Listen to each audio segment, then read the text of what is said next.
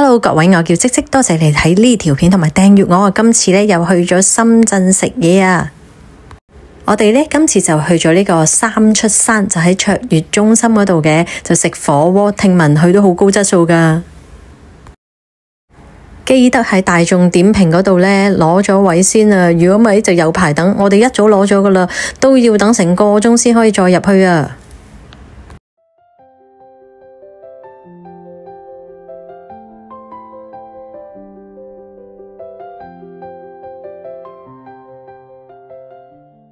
呢間火鍋店呢，服務好之外呢，佢啲餐廳嘅出品質素呢都唔錯啊！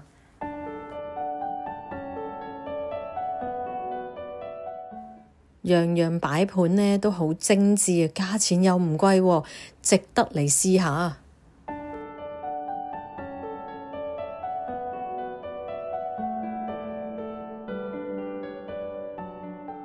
呢個係大地飛船，呢個係沙姜牛肉，呢個係紫蘇牛肉，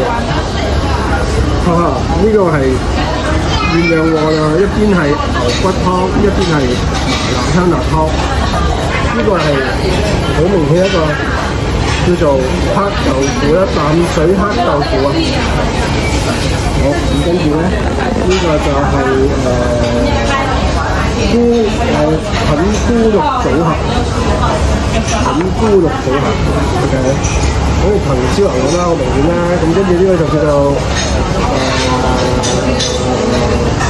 火鍋三脆，包括係毛肚啦、鴨腸啦同埋黃牙。咁而呢個咧最後啦，就係招牌。好，咁呢杯就剩啦，呢杯叫咩啊？大家估下呢杯叫乜嘢？呢個叫做巴樂氣泡，加呢個明顯地啦，就係苦瓜氣泡啦。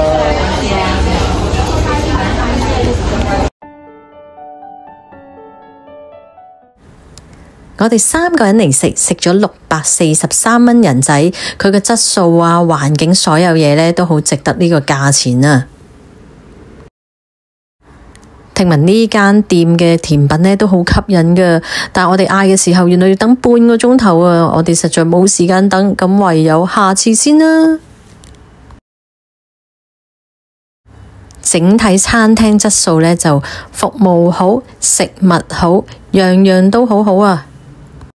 如果大家都鍾意我呢啲積積周圍食嘅生活短片，請記得訂閱、分享、讚好同留言。下條片再見，拜拜。